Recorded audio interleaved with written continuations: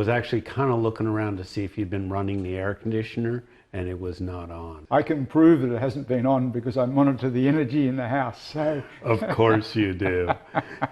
Morning, everyone. I'm here today with Kim in his passive solar house, and he's just going to talk about how nice it is. And I just want to start by saying it was really cold outside this morning, and it is so toasty warm in here. So this house, the proof is in the pudding. Kim, having just said that, what is it like on a cold winter's morning in this house? Well, what you saw this morning was fairly typical of what it's like on a cold winter's morning. On a really cold day when it's been about 2 degrees outside overnight, it might be about 18 degrees inside the house. If it's less than 18, I might put the air conditioner on for a quarter of an hour or so just to boost it up to about that sort of temperature. And then as soon as the sun comes out, open up the curtains and let the sun come in. On a very cold morning, there'll be some condensation on the glass, which is indicative of the fact that the curtains have done their job overnight, which is great. Yeah, so it's very, very pleasant just about every morning. And that's, yeah, with almost no air conditioning. I mean, I noticed it stepping through the door, the difference in the temperature. I was actually kind of looking around to see if you'd been running the air conditioner, and it was not on. And I was like, it's really nice. I can prove that it hasn't been on because I monitor the energy in the house. So. Of course you do. And so then, conversely, what's it like here on a hot summer afternoon? On a hot summer afternoon, we have shade sails covering all this glazing out here, and also some shade sails around the south side even, and some awnings in the front. It probably inside the house will get to about 25 degrees, maybe 26. And then courtesy of the ceiling fans, which are throughout most of the rooms in the house, that knocks a couple of degrees off. So as long as you're comfortable at about 24 degrees, it's fine. And that's once again only achieved by having the curtains closed during the day in summer. So that's something that some people don't like, but that's the sort of trade-off. Yeah. And then the shade sails are also keeping the sun off of the brick paving or your decking there to stop heat from radiating into the house. Is that? Well, the outside on this north side, there isn't any paving which is going to have any thermal mass, which was a recommendation from Griff. So there's only decking and greenery. Yeah. So nothing out there is going to absorb any heat and reflect it into the house in summer. Right. Okay. Yeah. Nice. So why didn't you get a regular one? Why didn't you get a house like everybody else is building? I was not interested in a regular house. The idea of just being comfortable the year round without spending a lot of money on energy bills continues to be attractive to you. Now that I'm retired, it certainly does. Yes, definitely. Is there anything you do differently in this house? I actually see the house as a working experiment. Oh, right. And I, for example, at the moment, looking into slab edge insulation on a bedroom around the side to try and improve the performance of one of the minor bedrooms. But just to name a few, I had a couple of solar lights put in, and I would probably have saved them. I would probably not do that again. I'd probably just have a monitor to turn on the light when there was any need for that. So there's one in the garage and there's one in the area at the back.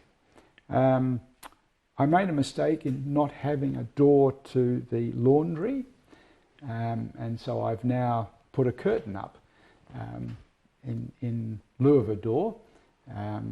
Just because it's noisy. more than... Yeah, well, no, it's more thermal. That room is quite a lot colder than, well, colder in winter and hotter in summer than in here. Probably the same could be said for the study, and so I've also got a Roman blind on that. What else? Oh, yes. I would definitely get an electric boosted solar hot water system. At the time the decision was made on the house 8 years ago, the gas boost was considered the better in terms of green energy or emissions. That situation is now changed, and because I've got solar panels and the rest, I now would definitely get an electric boost. I would get a different sort of cooktop. I got a gas cooktop because the girlfriend I had at the time basically said that if I didn't, she would get rid of me. So, what else? Very few other things. I'm continuing to improve this one before looking for another one.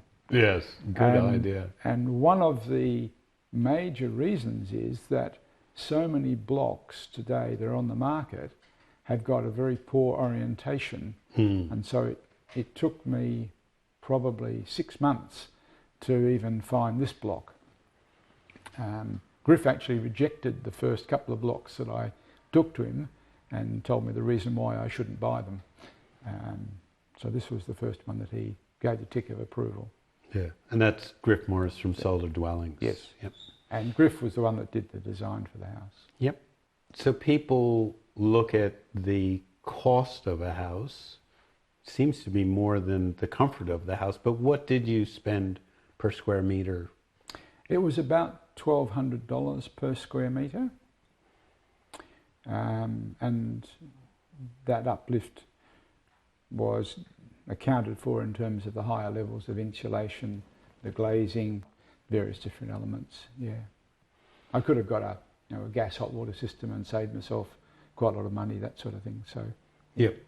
The cost per square metre is an interesting discussion I've had with some people. There's a Facebook website, My Efficient Electric Home, and I've had this discussion with some people in the East who say that you can't possibly build for $1,200 a square metre. And they always talk about 2,000 upwards. And so I guess it depends on what you include. That 1,200 was the cost with the builder, but then once I moved in, I had to put the tiles on the floor and the curtains on the walls, and etc. So that doesn't include those elements. Yeah. When people talk about a project home builder building for $900 a square meter, there's a whole lot that's excluded from that. I agree. Often. Yes, so. Exactly. Yeah. Yes. You did mention the tiles on the floor, and they are really nice to walk on. Everybody else is walking around in bare feet because the floor is so nice right now. Other than these being matte tiles, there's nothing unusual about these tiles. It's the colour. Yeah. It's a combination of the colour and also the matte appearance, or the matte surface. Yes. But that toasty warmth that everybody's enjoying here today there's no subfloor heating or anything fancy. Like it's just the sun warming up the floor. It's the sun warming up the floor. Oh, yep. Yeah. That's amazing. Is there anything that particularly excites you about this house in the way that it works for you? I would say it's the simplicity of operating the house to achieve the performance. And some of that comes down to the window treatments, which is an area that Natters doesn't cover particularly well. And a lot of people put up these vertical blinds and things like that, which unfortunately don't do anything in terms of thermal performance. So you might notice that the pelmet is built up there, and that's a feature of Griff's houses. So you don't have to later on build a pelmet as I had to do over there. And And the other cute thing about the pelmet is it has to be enclosed at the top. Most people will go along and get a pelmet made, and they'll save a few dollars by not having it enclosed at the top, and therefore that's immediately lost all of the benefit of it. Why have a pelmet Well, without enclosed at the top? The whole point because is it saves a few dollars. Yes, yes. cool. So it is a very easy house to live in. So that's, I guess, the point from my point of view. And so comfortable today when it's really cold outside. Wow. It's going to get colder, but anyway. Yeah, it's kind of the first day of winter, the first really cold day that we've had of winter so far. It came as a bit of a shock when I stepped outside the door. And was very pleasant stepping into the door this morning here. Thanks for watching, everyone. Wasn't that fascinating? And if you want to have a better understanding of how the energy rating system works, watch Kim's interview with me on how the Nathers star system works.